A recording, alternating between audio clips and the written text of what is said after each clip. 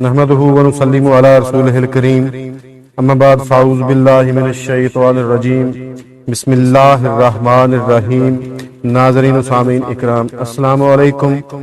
آپ کی خدمت میں ایک مرتبہ پھر اسلامی خزانہ لے کر حاضر ہوں اور اللہ پاک سے امید کرتا ہوں کہ آپ بالکل خیریت سے ہوں گے۔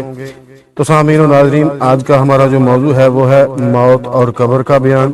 یہ موضوع آپ کے ساتھ بانٹنے کی کوشش کروں گا اور مجھے اللہ پاک سے پوری امید ہے کہ آپ کو اس اسلامی خزانے سے ضرور فائدہ ہوگا، اور اس کے ساتھ ساتھ آپ ہمارے اس اسلامی خزانہ آفیشیل چینل کو ضرور سبسکرائب کریں تاکہ ہماری آنے والی ہر نئی ویڈیو آپ تک باقاعدگی سے پہنچتی رہے اور ہماری حوصلہ افزائی بھی ہوتی رہے۔ تو ناظرین سامعین اکرام، ہر شخص کی زندگی مقرر ہے، نہ کم ہو سکتی ہے نہ زیادہ۔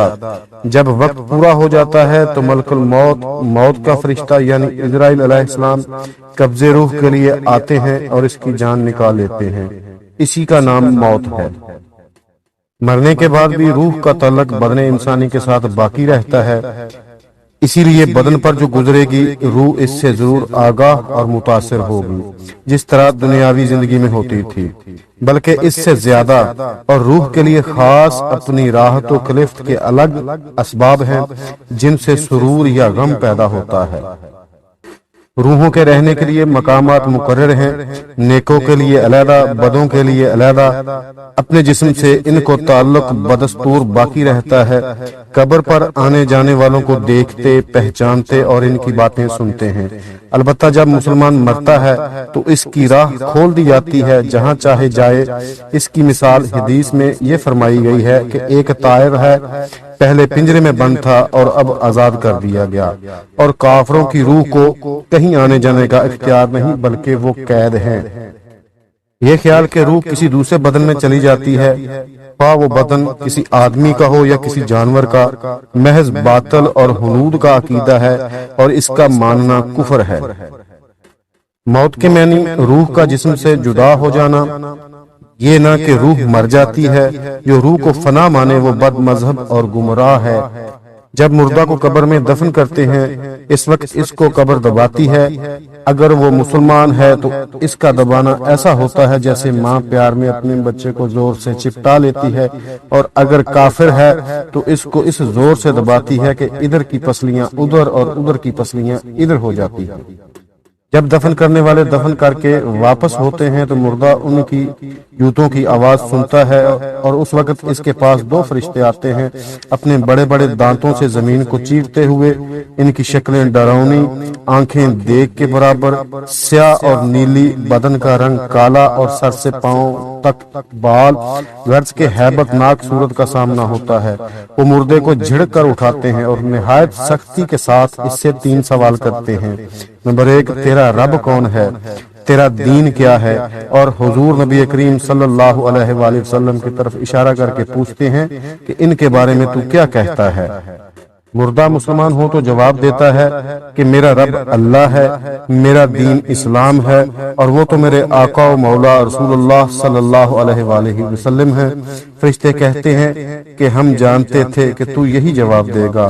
پھر اس کی قبر جہاں تک نگاہ پہنچے گی کشادہ کر دی جائے گی، جنت کی خوشبو اس کے پاس آتی رہے گی، اور جنت کا بستر، جنت کا لباس اسے مہیا کر دیا جائے گا، اور اس سے کہا جائے گا کہ تو سو جا جیسے ایک دلہا سوتا ہے۔ اور مردہ کافر یا منافق ہے تو کسی سوال کا جواب نہ دے سکے گا، بلکہ ہر بار یہی کہے گا مجھے تو کچھ معلوم نہیں، میں نے لوگوں کو کہتے سنا تھا، خود بھی کہتا تھا۔ اس وقت ایک پکارنے والا آسمان سے پکارے گا کہ یہ جھوٹا ہے، اس کے لیے آگ کا بچھونا بچھا دو، آگ کا لباس پہنا دو، اور جہنم کی طرف دروازہ کھول دو۔ دوزخ کی گرمی اور تپش اس کو پہنچے گی، اور اس پر عذاب دینے کے لیے 2 فرشتے مقرر ہوں گے جو اندھے اور بہرے ہوں گے۔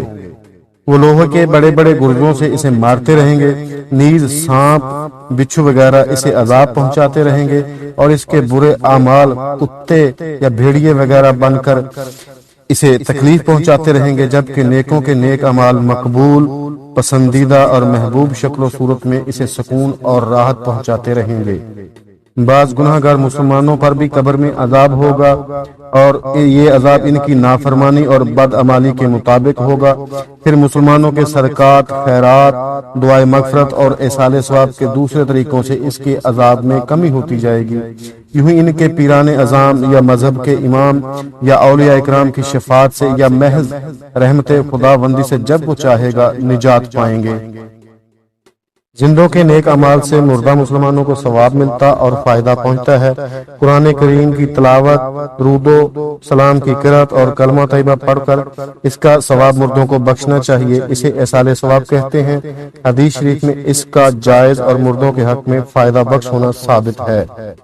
مردہ اگر قبر میں دفن نہ کیا گیا تو جہاں پڑا رہ گیا یا پھینک دیا گیا، غرض کہیں ہو، اس سے وہیں سوالات ہوں گے اور وہیں ثواب یا عذاب اسے پہنچے گا، یہاں تک کہ جسے شیر وغیرہ کوئی درندہ وغیرہ کھا گیا تو اسی کے پیٹ میں سوال ہوں گے اور ثواب جو کچھ ہوگا اسے وہیں پہنچے گا۔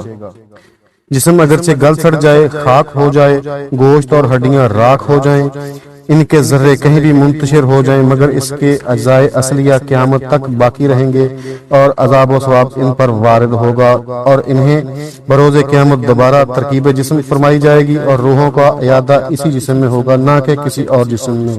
اسی کا نام حشر ہے۔ عذاب و تنعیم قبر حق ہے اور اس کا انکار وہی کرے گا جو گمراہ ہوگا۔ ناظرین و سامعین اکرام، والسلام۔